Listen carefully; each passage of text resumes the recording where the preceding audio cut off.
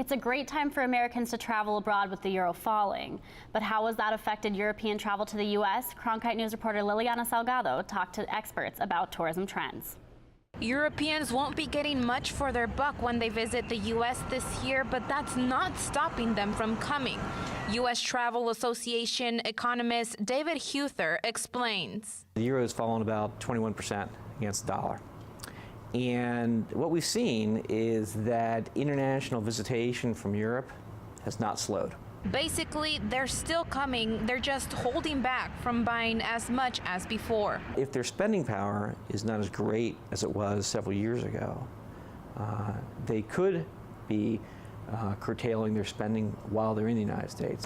The number of tourist visas granted also proves that the wanderlust is here to stay. In the last 5 years, those numbers have steadily increased from 72,000 in 2009 to 139 in 2014. So why the difference in the falling euro?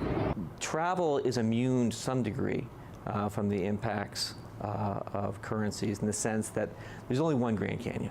There's only one the United States. There's only one New York. There's only one Washington, D.C. Kirby Lynn, public affairs officer for the Grand Canyon, shares the same belief. When visitors plan to visit the Grand Canyon, for many of them, this is a once-in-a-lifetime trip that they have saved for and planned for.